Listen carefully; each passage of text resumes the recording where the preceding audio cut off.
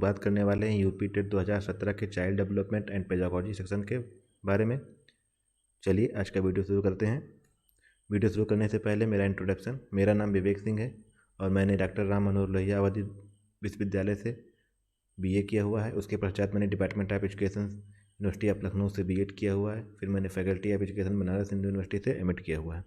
चलिए आज का वीडियो शुरू करते हैं। और 2017 का ये पहला क्वेश्चन है जो आया था लर्निंग थ्योरीज से। तो which of the following pairs is not true. इसके अंतर्गत 4 थ्योरी दी गई हैं और उनको किसने प्रतिपादित किया है ये दिया गया है। इसमें से एक जो गलत है वो हमें चुनना है। तो सबसे पहला ऑप्शन है stimulus response theory of learning. अब स्टिमुलस रिस्पांस थ्योरी थॉर्नडाइक ने दिया है, पहला ऑप्शन बिल्कुल सही है। Operant conditioning theory of learning, operant conditioning theory को भैया स्किनर ने दिया है। Classical conditioning of theory Pavlov. ये तीनों बहुत इंपॉर्टेंट थ्योरीज हैं। और अगर आपने 2019 का पेपर देखा होगा और 2018 का पेपर देखा होगा तो थॉर्नडाइक और भैया स्किनर ये दोनों क्वेश्चन रिपीट हुए हैं। 2019 में तो पूछा गया था कि ऑपरेंट कंडीशनिंग थ्योरी के बारे में, और स्टिमुलस रिस्पांस थ्योरी 2019 और 18 दोनों में पूछा गया है, ठीक है। और क्लासिकल कंडीशनिंग थ्योरी पावलोव, ये भी क्वेश्चन रिपीटेड हो चुका है। अब जो चौथी थ्योरी है होलिस्टिक थ्योरी ऑफ लर्निंग, हल। देखिए होलिस्टिक थ्योरी ऑफ लर्निंग इसको हल ने नहीं दिया है। अब होलिस्टिक थ्योरी क्या है इसको समझ लेते हैं और इसको किसने प्रतिपादित किया ये भी देख लेते हैं, ठीक है। तो होलिस्टिक थ्योरी जो है वो दिया किसने है, वो लैरिड ने दिया है 1985 में। होलिस्टिक थ्योरी क्या है, देखिए बाकी जो थ्योरीज हैं लर्निंग की वो बात करती हैं किसी एक स्टिमुलस रिस्पांस की या बिहेवियर की बात करती है, लेकिन जो होलिस्टिक थ्योरी है वो क्या करती है कि वो उसका मानना है कि जो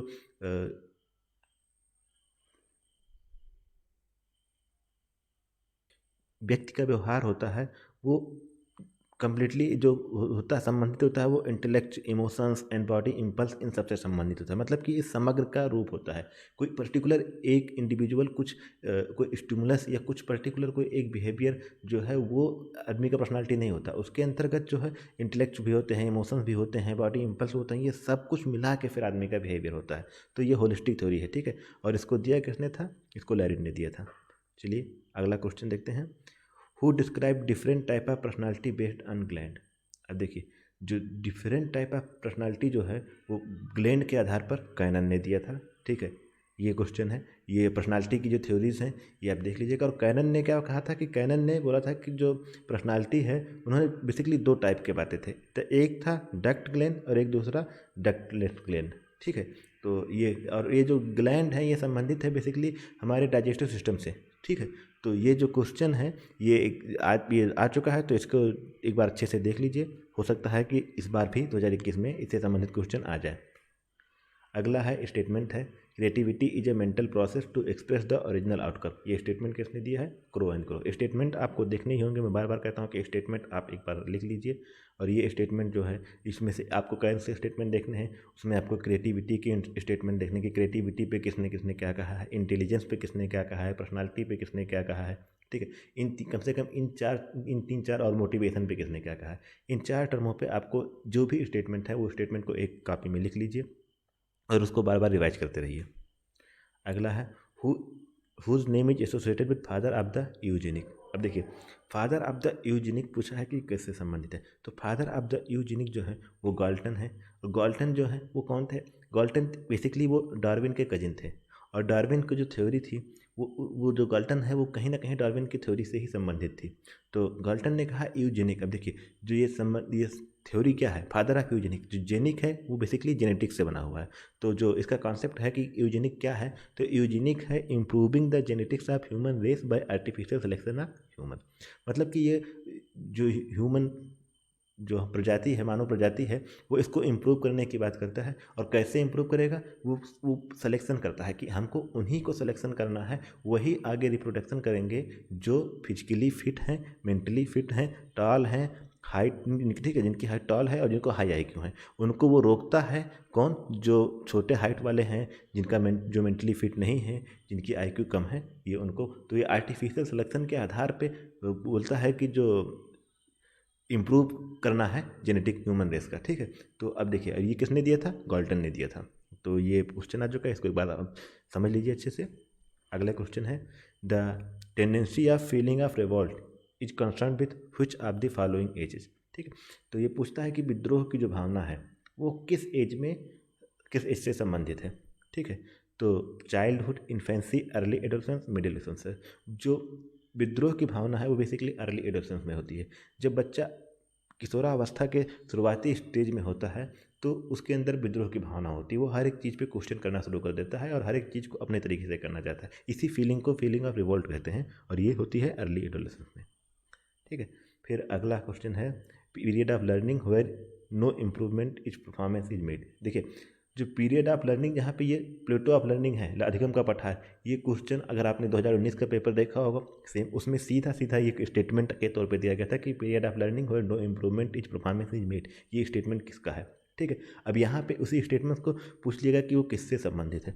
तो जो अधिगम, जो प्लेटो ऑफ लर्निंग है, मतलब कि अधिगम का पठार, बेसिकली ये अधिगम का पठार क्या होता है कि एक ऐसी स्थिति होती है जहाँ पे अधिगम रुक जाता है, अधिगम वहाँ से उससे आगे नहीं बढ़ता, तो इसी को कहते हैं। और यही जो है ये प्लेटो, ये क्या है जहाँ पे नो इम्प्रूवमेंट होता है, तो इसका ऑप्शन होगा बी। अगला क्वेश्चन है the formula of calculating IQ. ठीक है, तो देखो कैलकुलेटिंग आईक्यू, आईक्यू का फार्मूला क्या है? Mental age upon chronological age into 100। ये बहुत रिपीटेड क्वेश्चन है, इस क्वेश्चन को आप भी एक बार समझ लीजिए। और इसको दिया किसने था? तो इसको दिया था एल्फ्रेड बिने ने। ठीक है, इसमें क्या होता है कि मेंटल एज जो किसी भी व्यक्ति के या बच्चे की जो मानसिक आयु है और उसका जो रियल आयु, क्रॉनिकल एज मतलब जो रियल आयु है, उसको अगर 100 से करेंगे तो आईक्यू निकल आएगा। ठीक है, मान लीजिए कि एक बच्चा है जिसका मेंटल आयु, मतलब कि वो जो है मेंटल आयु एज उसका 12 है, लेकिन अभी जो उसका रियल एज है, मतलब वो 10 साल का बच्चा हो के और वो 12 जितने 12 वर्ष के बच्चों की उम्र होती है वैसे वो एक्ट करता है, वैसे उसके बिहेव है। तो क्या होगा? 12 × 10 इंटू 12/10 इंटू 100, तो कितना हो जाएगा? ये हो जाएगा उसके जो आई क्यू निकल के आएगी, उसकी आई क्यू निकल के आएगी 120। ठीक है, तो ये होता है उसका फार्मूला, और ये दिया किसने था? एल्फ्रेड बिने ने। ठीक है, अगला है who has propounded the law of trial and error of learning. अब देखिए, ट्रायल एंड एरर लर्निंग, ये जो है, ये पहला क्वेश्चन भी ट्रायल एंड एरर मतलब कि थॉर्नडाइक से संबंधित था। ठीक है, स्टिमुलस रिस्पांस थ्योरी, और ये दिया किसने था? ये दिया था थॉर्नडाइक ने। ठीक है, तो थॉर्नडाइक, पावलोव, स्किनर और कोहलर, इन चारों को तो कम से कम एक बार अच्छे से इनको पढ़ लीजिए, इनकी थ्योरीज को देख लीजिए, इनकी थ्योरीज को क्या क्या और नाम से जाना जाता है, उन थ्योरीज की बेसिकली कौन कौन से उस थ्योरीज मतलब कि उन्होंने क्या समझाने की कोशिश किया है, वो आप समझ लीजिए। थॉर्नडाइक है, एक बार आए तो एक बार फिर से हम थॉर्नडाइक को देख लेते हैं। तो थॉर्नडाइक जो है वो स्टिमुलस रिस्पांस थ्योरी दिए थे, और बेसिकली वो कनेक्शनिज्म और ट्रायल और एरर थ्योरी, इनकी थ्योरी को नाम जाना जाता है। ठीक है, इन्होंने बेसिकली जो लॉ दिए थे, बेसिकली दो प्रकार के लॉ दिए थे, एक तो प्राइमरी लॉ, एक एडिशनल 3 लॉ।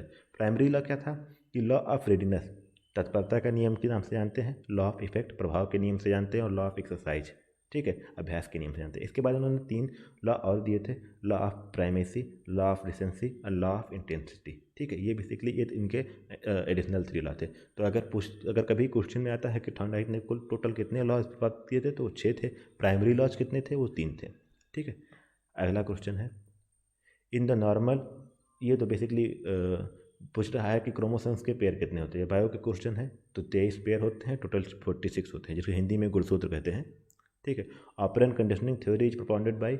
अब देखिए फिर से सेम क्वेश्चन, इस ये देखिए, अगर आप देखेंगे तो जो साइकोलॉजी आता है यूपी टेट में, वो बेसिकली अगर जो लर्निंग थ्योरीज हैं वो बस 4 या 5 ही थ्योरीज पे बेस होती हैं। स्किनर, पावलोव, थॉर्नडाइक, कोहलर, इन्हीं पे बेस होती है। अब देखिए ऑपरेंट कंडीशनिंग थ्योरी जो है वो शुरुआत में दे के रखा है कि ऑपरेंट कंडीशनिंग थ्योरी, पहला क्वेश्चन कि उसको दे के रखा था स्किनर, और सेम क्वेश्चन को फिर रिपीट करके घुमा के यहाँ पे पूछ रहा है। तो बस ये क्वेश्चन एक ही टाइप के क्वेश्चन को घुमा के फिर देता है। अगर इन सारे क्वेश्चन को आप एक बार समझ लेंगे तो 15 से 20 क्वेश्चन तो आप सारे पेपर सॉल्व करने के बाद फिर पेपर के आधार पर वही क्वेश्चन रिपीट हो जाएंगे। तो ऑपरेंट कंडीशनिंग थ्योरी जो दिया था वो स्किनर ने दिया था।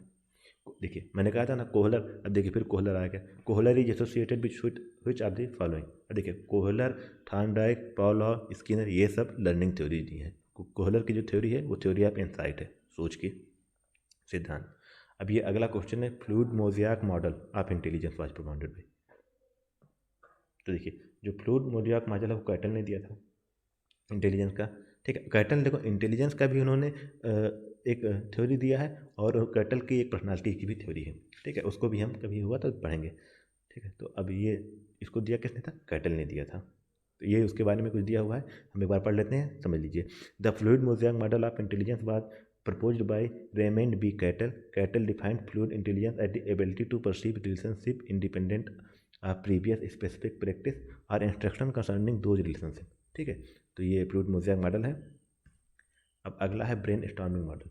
अब teaching use improving which of the following. तो देखिए जो ब्रेन स्टॉर्मिंग मॉडल है बेसिकली पूछ रहा है कि एक इसके लिए प्रयोग होता है। ठीक है, तो ब्रेन स्टॉर्मिंग मॉडल है वो प्रॉब्लम सॉल्विंग के लिए प्रयोग होता है। ठीक है, अब प्रॉब्लम सॉल्विंग जो है ये ब्रेन स्टॉर्मिंग क्या होता है कि इसमें एक सिचुएशन में आपको ऐसे कुछ एक मतलब कि एक प्रॉब्लम को ऐसे सिचुएशंस के कर देता है जिसमें आपको सोचना पड़ता है, समझना पड़ता है और उसके बाद फिर नए नए तरीके निकालने पड़ते हैं और फिर उस प्रॉब्लम को सॉल्व करना होता है। तो यही है ब्रेन स्टॉर्मिंग मॉडल। ठीक है, और इसके जो फादर हैं वो कौन है? Alex F Osborn. अब ये और इसको जो है इन्होंने जो बुक है उन्होंने अपने बुक में ही इसको ब्रेन स्टॉर्मिंग मॉडल को रखा है। उनकी बुक का नाम ही है क्रिएटिव प्रॉब्लम सॉल्विंग। ठीक है, तो ये क्वेश्चन आ चुका है। अगली बार हो सकता है कि पूछ ले कि ब्रेन स्टॉर्मिंग मॉडल किसने प्रतिपादित किया, तो ये भी आप याद रख दिए, एलेक्स एफ ऑसबॉर्न। अगला है Goldman is associated with which of the following. देखिए गोल्डमैन जो है उन्होंने इमोशनल इंटेलिजेंस की बात की है। ठीक है, और हो सकता है कि कुछ समय में मैं गोल्डमैन पे एक पर्टिकुलर इंडिविजुअल वीडियो बनाऊँ। तो जो गोल्डमैन है वो इमोशनल इंटेलिजेंस से संबंधित है। Find out odd. ठीक है, अब इसमें से ऑड हमको फाइंड आउट करना है। तो देखिए the theory of learning to learn, theory of identical element and theory of generalisation, ये तीनों लर्निंग थ्योरी हैं। ड्राइव रिडक्शन थ्योरी ये मोटिवेशन की थ्योरी है, वो उसमें से अलग है। The lowest level of cognitive achievement is. अब देखिए जो पूछ रहा है कि कॉग्निटिव अचीवमेंट का लोवेस्ट लेवल क्या है, तो लोवेस्ट लेवल नॉलेज है। कैसे? तो देखिए अगर आपको किसी चीज़ का नॉलेज होगा तभी आप किसी चीज़ को समझ पाएंगे। तो अंडरस्टैंडिंग के लिए भी नॉलेज है। जब नॉलेज होगा तभी आप उसका प्रयोग कर सकते हैं। तो प्रयोग करने के लिए भी उसका नॉलेज होना चाहिए। एनालिसिस, आप कब एनालिसिस कर पाएंगे किसी भी चीज़ का? जब उसके बारे में आपको पता है तभी आप उसका एनालिसिस कर सकते हैं, अदरवाइज उसका एनालिसिस भी आप नहीं कर पाएंगे।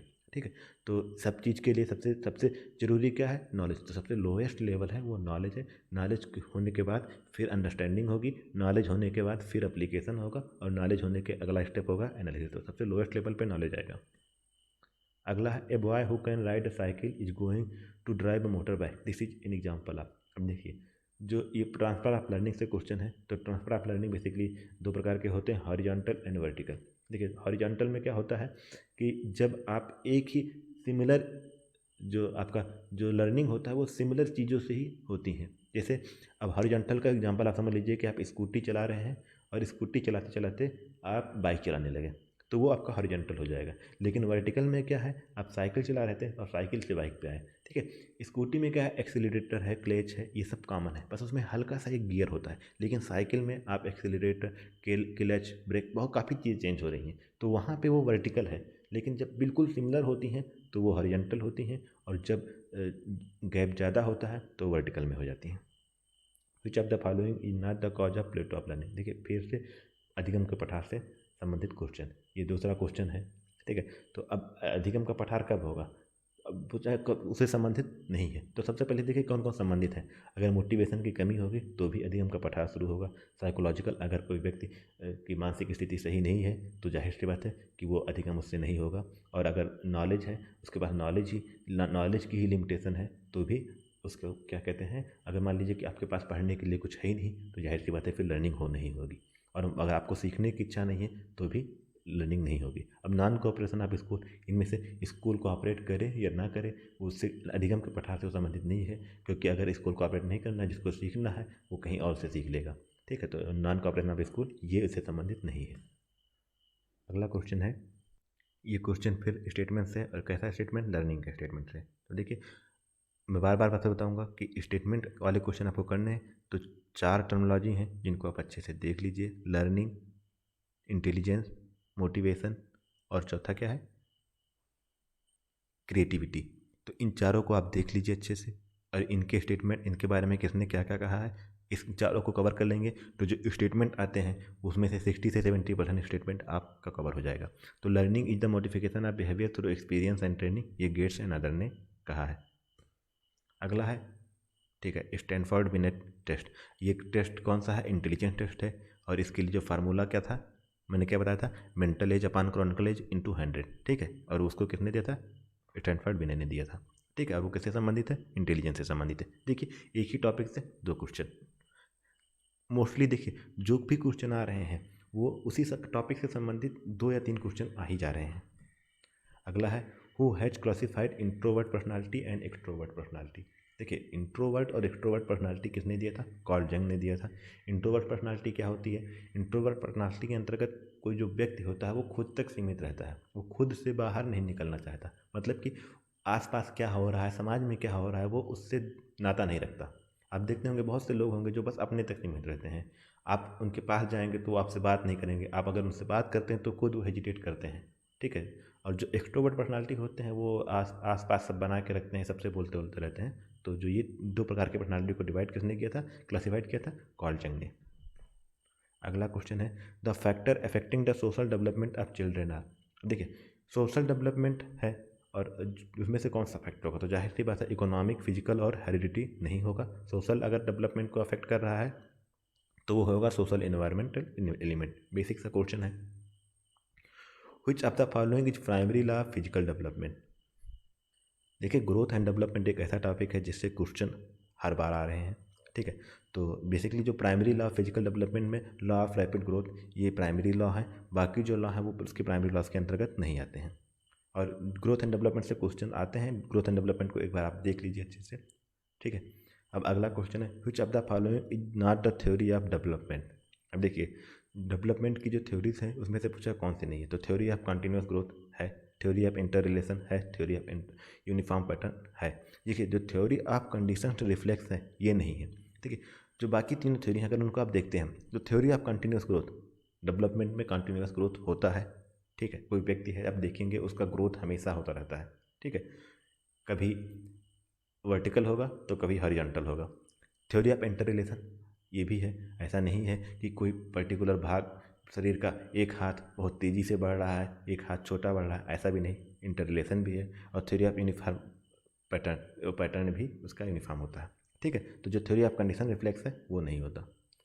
फिर एक अगला स्टेटमेंट है developmental result is new characteristics and new abilities, ठीक है। ये डेवलपमेंट से स्टेटमेंट आया है, इसको किसने दिया है? हार्लॉक ने दिया है। अगला है instincts are classified in 14 types of. देखिए जो इंस्टिंक्ट्स हैं इसको 14 टाइप्स में 14 प्रकार के भागों में किसने डिवाइड किया है, किसने क्लासिफाइड किया है? तो उसको इंस्टिंक्ट्स को किया है मैकडूगल ने, ठीक है। मैकडूगल की इंस्टिंक्ट थ्योरी है, इसको आप एक बार अच्छे से देख लीजिएगा, ठीक है। देखिए ये इसमें जो भी यूपी टेट के अंतर्गत जो भी थ्योरीज हैं, चाहे वो इंटेलिजेंस की हैं, चाहे वो क्रिएटिविटी की हैं, चाहे वो मोटिवेशंस की हैं, चाहे वो लर्निंग की हैं, सारी थ्योरीज आपको इस चैनल पे मिलेंगी। लेकिन अभी ये चैनल बस आया हुआ है तो इसमें सारी थ्योरीज आने में समय लगेगा, लेकिन मैं आपसे वादा करता हूँ कि सारी थ्योरीज आपको इस चैनल पे अवेलेबल मिलेंगी, ठीक है। फिर एक अगला स्टेटमेंट है, देखिए आप एक बात गौर कीजिएगा कि जो यूपी टेट है इसमें से 5, इस पर जो 30 क्वेश्चन साइकोलॉजी के आते हैं उसमें 5 से 6 क्वेश्चन स्टेटमेंट के होते हैं। और स्टेटमेंट आपको समझने होंगे, स्टेटमेंट अब अगर आपका इतना समय नहीं है तो स्टेटमेंट आपको रटने होंगे, और वो बस 4 या 5 टर्मिनोलॉजी पकड़िए, उन पे जो स्टेटमेंट है उनकी जो परिभाषाएं हैं उन्हीं परिभाषाओं को याद कर लीजिए, वही परिभाषाएं स्टेटमेंट के तौर पे आ जाती हैं, ठीक है। तो अगला जो है ये है attention is the concentration of continuous upon one object other than another object, ठीक है, अपॉन अनदर, ठीक है। तो अब ये किसने दिया है? इसको डम्बेल ने दिया है। अगला क्वेश्चन है who propounded a 2 factor theory of intelligence, ठीक है। इंटेलिजेंस की थ्योरी की बात कर रहा है और पूछा है कि 2 फैक्टर थ्योरी किसने दिया है? 2 फैक्टर थ्योरी दिया है स्पेयरमैन ने, ठीक है। अब अगला है which test is propounded by D S. Jalota in Hindi, ठीक है, for the children of 12 to 16 year. देखिए जो मेंटल एबिलिटी टेस्ट है, जो मेंटल एबिलिटी टेस्ट है उसको डॉक्टर एस जलोटा ने किया है, ठीक है। ये टेस्ट आप लोग बीएड या पीटीसी अगर जो प्रोग्राम है उस प्रोग्राम के अंदर हो सकता है कि आप लोगों ने किया हो, हम लोगों में फिलहाल ये कुछ टेस्ट कराया गया था, ठीक है। तो ये टोटल क्वेश्चन थे यूपी टेट 2017 के, और ये 30 क्वेश्चन आए हुए थे। अब देखिए इसमें से बहुत से क्वेश्चन ऐसे हैं जो रिपीट हुए हैं, 2018 में भी हैं, 2019, 2018 और 19 2 साल के पेपर हम लोग लगाए हैं, और उसके बाद ये तीसरा पेपर है। तीसरे पेपर में देखिए टोटल कम से कम हमको लगता है कि 10 क्वेश्चन ऐसे हैं जो 2018 और 2019 से संबंधित क्वेश्चन हैं, ठीक है। तो अब देखिए अब इसके बाद हम जब 2011 या 2016 का पेपर लगाएंगे तो उसमें देखेंगे कि जो ये तीसरा है अब उसमें क्वेश्चनों की संख्या हो जाएंगी 15 से 17। अगर आप पाँच पेपर हुए हैं और पाँचों पेपर को आप लगा लेते हैं तो इतना समझ लीजिए कम से कम अगर 5 जो टॉपिक आए हुए हैं उन टॉपिक को आप पढ़ लेते हैं या क्वेश्चंस को अच्छे से समझ लेते हैं तो 15 से 20 क्वेश्चन आपके 2021 में सेम मिलेंगे जो कि पिछले यूपी टेट के पेपर में पूछे जा चुके हैं। यही और मेरा जो मकसद है पेपर क्वेश्चन को डिस्कस करना यही कि आप अगर इन वीडियोस को देख लेते हैं तो अगर इन क्वेश्चंस को समझ लेते हैं तो 15 से 16 क्वेश्चन आप आसानी से कर लेंगे सिर्फ इन क्वेश्चंस के एनालिसिस के आधार पे। ठीक है, तो बस आज की वीडियो में इतना ही। धन्यवाद।